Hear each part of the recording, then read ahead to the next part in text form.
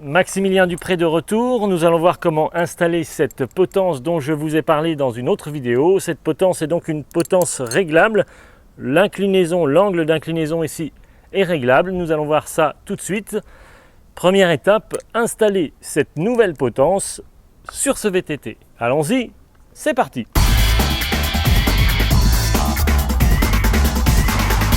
La première étape est très simple. Il s'agit tout simplement de faire coulisser cette partie-là. Donc vous dévissez ici de chaque côté les deux écrous qui serrent la potence sur le pivot de la fourche. Vous mettez donc la potence comme ceci sur le pivot. Vous mettez donc la potence comme ceci sur le pivot. Voilà. Vous remarquez qu'il manque ici une entretoise parce que nous ne pourrons pas serrer le bouchon de jeu de direction. Le pivot est un petit peu trop long. Il faut donc rajouter une entretoise ici pour pouvoir serrer cette potence sur ce pivot. Je vais donc fouiller dans une de mes boîtes de sorbet, ou presque, celle-là c'est presque du sorbet. On va bien trouver une entretoise de jeu de direction. Quelque chose de ce genre-là. Vous avez différentes épaisseurs d'entretoise. Vous voyez ceci, par exemple. Ou celle-là. On va rajouter une entretoise ici. Prenons une entretoise toute simple, celle-là. On y va. On ressort la potence. On rajoute une entretoise ici. Voilà. On remet la potence. C'est parfait. Et on commence donc, avant de serrer la potence sur le pivot, par installer le bouchon du jeu de direction qui, lui, va maintenir l'ensemble cohérent. Vous remarquez à l'intérieur du jeu de direction l'étoile qui se trouve là, sur laquelle on va venir visser le bouchon de jeu de direction. On le visse à la main. Voilà. Puis avec la clé Allen, comme ceci, vous serrez.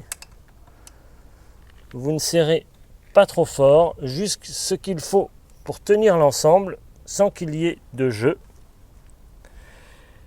Et une fois que vous avez vissé le bouchon de jeu de direction, vous pouvez rajouter le petit cache ici qui va venir fermer l'ensemble. Ça fait beaucoup plus propre.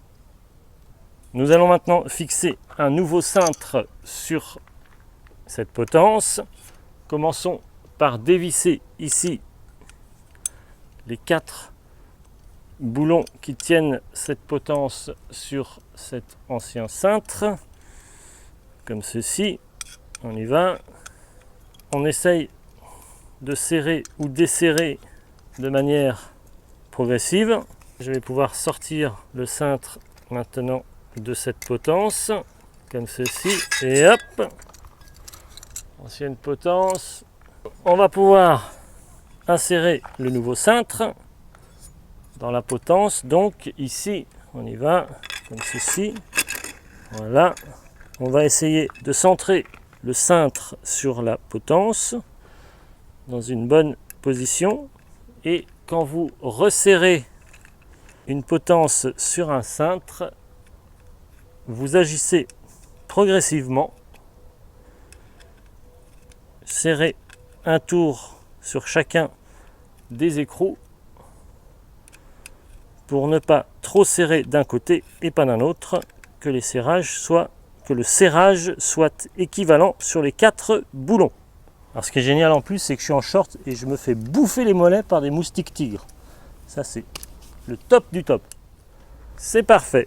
Une fois que vous avez fixé le cintre sur sa potence, évidemment, rien n'est dans l'axe, mais vous avez serré le bouchon de jeu de direction ici sans serrer les boulons qui tiennent la potence.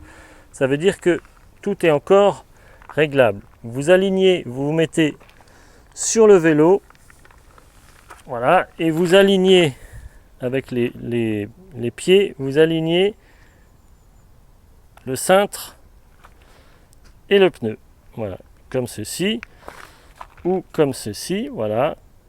Et quand vous avez un parfait angle droit entre le pneu, la roue et votre guidon, vous considérez que l'ensemble est aligné.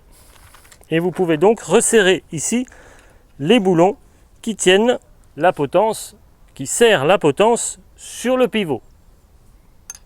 Sur cette potence, vous avez un boulon de chaque côté, très simple. Il suffit de serrer ici, voilà. Vous serrez un petit peu de l'autre côté de la même manière, voilà.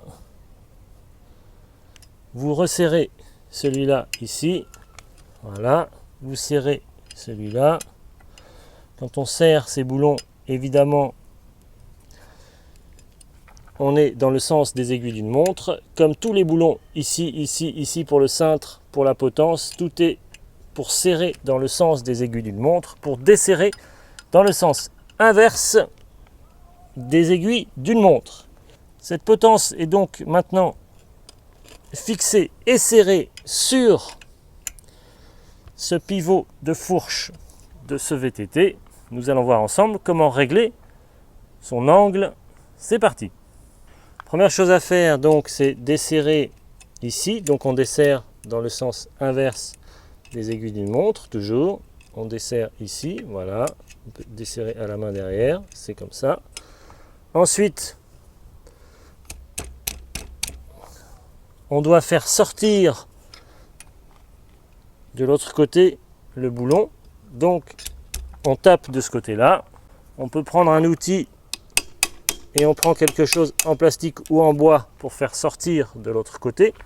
Vous remarquez donc ici que la partie dentée est sortie de la potence, qui va permettre d'incliner la potence sans blocage. Donc cette potence est bien desserrée de ce côté-là. Voilà, on a bien poussé ici pour défaire la partie crantée de l'autre côté. Et on peut donc ici régler, comme on le souhaite, l'inclinaison de la potence. Voilà. On pourra régler après à nouveau l'inclinaison du cintre pour avoir le bon positionnement sur les leviers de frein de changement de vitesse. Vous réglez donc votre potence ici. Vous insérez à nouveau la partie crantée de derrière et tout simplement vous resserrez avec votre clé Allen préférée cette partie ici. Pour serrer, on est évidemment, comme je l'ai dit tout à l'heure, dans le sens des aiguilles d'une montre. Évidemment, lorsque vous resserrez de ce côté, vous vérifiez que derrière, les dents sont bien insérées de manière à ne pas forcer et détériorer le système avec les dents qui bloquent l'inclinaison de la potence. Voilà, cette vidéo est presque terminée. Il ne nous reste plus qu'à réinstaller les leviers de changement de vitesse et poignées de frein sur ce nouveau guidon. On y va. Donc la difficulté, c'est d'enlever la partie plastique de la poignée là pour pouvoir sortir commande de shifter et commande de frein. Donc là franchement c'est le truc casse-pied. Donc on essaye de sortir ça comme on peut. Allez, le tournevis c'est pas une bonne idée. Donc on lui met un tout petit peu de produit vaisselle. Alors moi j'ai choisi menthe eucalyptus, ça sent meilleur. Hop. On essaye d'en mettre bien au fond dans le truc là. Peut-être avec un peu de tournevis. Merci monsieur Pec Citron. À la menthe.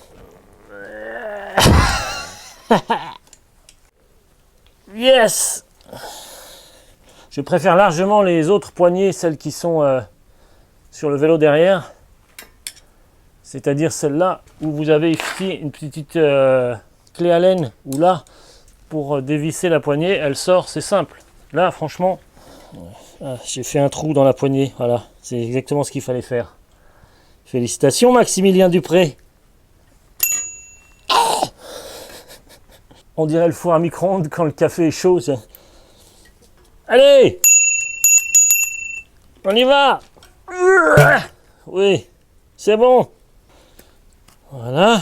Après, évidemment, il reste plein de pecs citron, menthe, eucalyptus à l'intérieur. Il va falloir les rincer la poignée avant de la remettre sur le nouveau guidon. Sinon, vous risqueriez de partir les bras écartés et de vous manger le guidon dans les dents. Voilà. Maximilien Dupré, les conseils qu'il faut écouter avant de faire du VTT. Donc maintenant, on enlève le petit là. On enlève le shifter, le changement de vitesse et la poignée de frein. Super.